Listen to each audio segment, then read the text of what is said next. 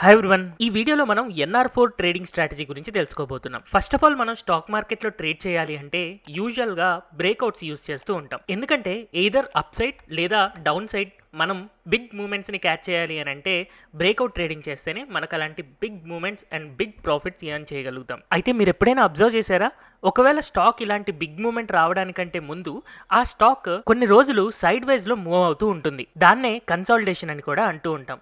So జనరల్గా నేను ఒక క్వశ్చన్ అడుగుతున్నాను, మనం ట్రేడ్ చేసేటప్పుడు ఆల్ ఆఫ్ ఎ సడన్ ఒక బ్రేక్అవుట్ వచ్చిన తర్వాత ట్రేడ్ చేయడం మంచిదా, లేదా ముందుగానే ఒక స్టాక్ ఏదైనా కన్సాలిడేషన్లో ఉంటున్నప్పుడు నెక్స్ట్ ఎటువైపు బ్రేక్ అవుతుంది అని చెప్పి ముందుగా ఆ స్టాక్ని వాచ్ లిస్ట్లో పెట్టి అబ్జర్వ్ చేయడం మంచిదా? నాకు తెలిసినంత వరకు ఆబ్వియస్గా కన్సాలిడేషన్లో ఉన్నప్పుడే ముందు వాచ్ లిస్ట్లో పెట్టుకొని దాన్ని అబ్జర్వ్ చేస్తూ బ్రేక్అవుట్ వచ్చిన తర్వాత ట్రేడ్ చేయడం మంచిది. ఆల్ ఆఫ్ ఎ సడన్ మనం బ్రేక్అవుట్ రాగానే కనుక మనం చూస్తే అప్పటికప్పుడు అసలు దాని గురించి రియల్ అనాలిసిస్ చేయడానికి మనకి టైం ఉండదు. అలాంటప్పుడే మోస్ట్లీ మనం ఫేక్ సిగ్నల్స్లో ఇరుక్కొని ట్రేడింగ్ లాసెస్ ఇంకర్ అవుతూ ఉంటాం. సో మరి ఏ స్టాక్స్ కన్సాలిడేట్ అవుతున్నాయి అని మనం తెలుసుకోవడం కోసం ఈ NR4 ట్రేడింగ్ స్ట్రాటజీ అనేది మనకి చాలా హెల్ప్ఫుల్గా ఉంటుంది. సో ఈ NR4 ట్రేడింగ్ స్ట్రాటజీని మనం సింపుల్గా నేర్చుకోవడానికి ట్రై చేద్దాం. ఫర్ ఎగ్జాంపుల్, ఫస్ట్ డే నేను అబ్జర్వేషన్ స్టార్ట్ చేసిన రోజున ఒక పర్టికులర్ స్టాక్ యొక్క క్యాండిల్స్టిక్ చార్ట్ ఇలా ఉంది అని అనుకుందాం. అది గ్రీన్ కలర్ అవ్వచ్చు, రెడ్ కలర్ అవ్వచ్చు, వాట్ ఎవర్ కలర్ లేదా ఎంతైనా మూమెంట్ అవ్వనివ్వండి. మనం దీంట్లో ఏం చేయాలి అంటే ఆ పర్టికులర్ స్టాక్ యొక్క హై ప్రైస్ నోట్ చేసుకోవాలి అండ్ అలాగే లో ప్రైస్ నోట్ చేసుకోవాలి. ఆ రోజు యొక్క హై అండ్ లోని మనం మైనస్ చేయాలి. సపోజ్ హై మైనస్ లో చేస్తే 85 పాయింట్స్ వచ్చింది అని అనుకుందాం. నెక్స్ట్ డే 2 రోజున ఇంకొక క్యాండిల్స్టిక్ వచ్చింది. సో ఈ డే 2 యొక్క క్యాండిల్స్టిక్ అనేది పైన ఓపెన్ అయినా లేదా కింద ఓపెన్ అయినా పర్వాలేదు, పెద్ద క్యాండిల్ అయినా పర్వాలేదు, చిన్న క్యాండిల్ అయినా పర్వాలేదు.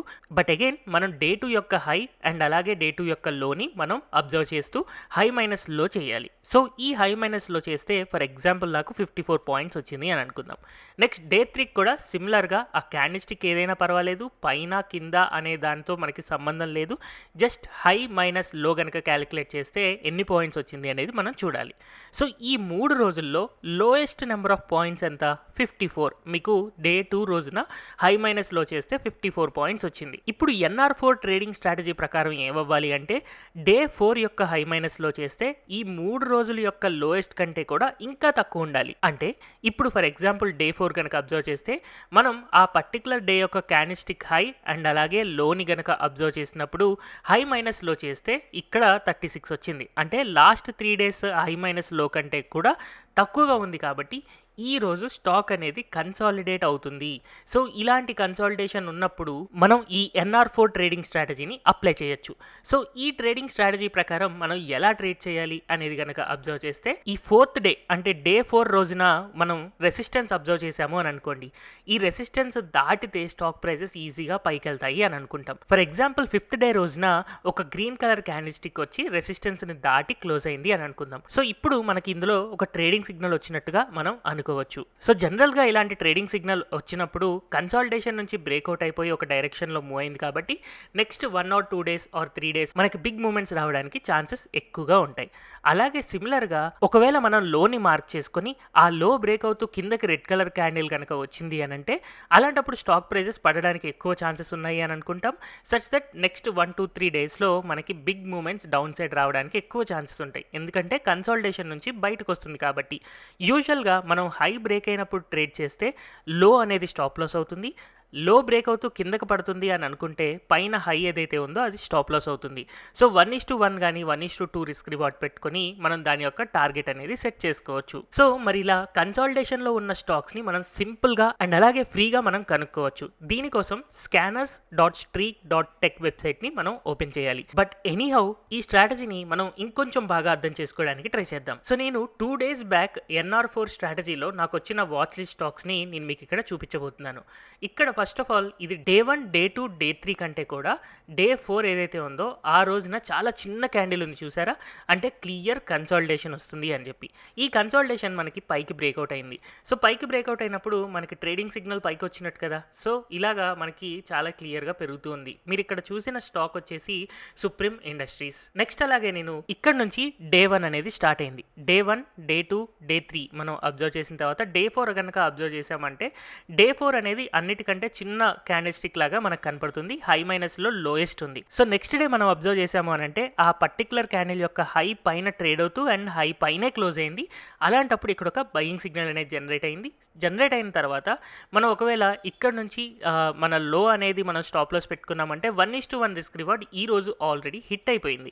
హిట్ అయిన తర్వాత మళ్ళీ స్టాక్ ప్రైస్ అనేది పడుతూ ఉందన్నమాట. అండ్ అలాగే నెగిటివ్ సైడ్ స్టాక్స్ కూడా మనం అబ్జర్వ్ చేద్దాం. నేను ఇక్కడ ఎస్కాట్స్ యొక్క స్టాక్ చార్ట్ ఓపెన్ చేస్తున్నాను. సో ఇది నా డే 1 రోజున ఒక చాలా పెద్ద మూమెంట్ వచ్చింది. తర్వాత డే 2, డే 3 అండ్ ఇది డే 4. ఇక్కడ డే 4 యొక్క హై మైనస్ లో చేస్తే డే 1, డే 2 అండ్ డే 3 కంటే తక్కువ ఉంది. అండ్ నెక్స్ట్ క్యాండిల్ మనం అబ్జర్వ్ చేస్తే లో కింద క్లోజ్ అయింది. కాబట్టి ఇక్కడ మనం ట్రేడింగ్ సిగ్నల్ కనుక తీసుకున్నాము అని అంటే ఇక్కడ నుంచి మన టార్గెట్ అనేది ఆల్రెడీ హిట్ అయిపోయింది. ఇందులో ఒకవేళ 1:1 రిస్క్ రివార్డ్ అని అనుకుంటే మనకి ఈ హై మైనస్లో ఎన్ని పాయింట్స్ అయితే ఉందో ఇక్కడ లో నుంచి అన్ని పాయింట్స్ కిందకి టార్గెట్ ఉంటుంది. యాక్చువల్గా ఇక్కడ హై మైనస్ లో కనుక అబ్జర్వ్ చేస్తే దాదాపు 40 పాయింట్స్ ఉంది. అండ్ ఈ 40 పాయింట్స్ ఆల్రెడీ మనకి హిట్ అయిపోయి మళ్ళీ నార్మల్గా ట్రేడ్ అవుతూ ఉంది. సో హోప్ఫుల్లీ మీకు NR4 ట్రేడింగ్ స్ట్రాటజీ అర్థమైంది అని అనుకుంటున్నాను. సో ఇప్పుడు దాన్ని ఫ్రీగా అండ్ సింపుల్గా scanners.streak.techలో ఎలా చూడొచ్చో చూద్దాం. దీనికోసం సింపుల్ గా నేను scanners.streak.tech వెబ్సైట్ ని ఓపెన్ చేస్తున్నాను. సో ఇలా మనం ఓపెన్ చేసిన తర్వాత NR4 అని చెప్పి ఇక్కడ సెర్చ్లో కనుక మనం చేస్తే NR4 డే ఉన్న క్యాండిల్స్ మనకు వచ్చే విధంగా ఆల్రెడీ ఒక ఇండికేటర్ అనేది బిల్డప్ అయి ఉంది. ఈ scanners.streak.techలో మీకు almost 180+ stock scanners already build up చేసి ఉన్నాయి. అందులో ఈ NR4 డే ట్రేడింగ్ స్ట్రాటజీ అనేది ఒకటి. సో ఇక్కడ నేను దీని మీద క్లిక్ చేస్తున్నాను. సో వన్స్ నేను ఇలా క్లిక్ చేసిన తర్వాత రన్ స్కాన్ చేశాను అని అనుకోండి, ఈరోజు 167 స్టాక్స్ నాకు ఇలా NR4 ట్రేడింగ్ స్ట్రాటజీలో ఉన్నాయి. బట్ ఇక్కడ నేను అబ్జర్వ్ చేస్తే నిఫ్టీ 500 స్టాక్స్ ఉన్నాయి కదా, నేను దీన్ని తగ్గించుకోవాలి అని అనుకుంటే నిఫ్టీ 100 లేదా నిఫ్టీ 50లో కూడా చేయొచ్చు.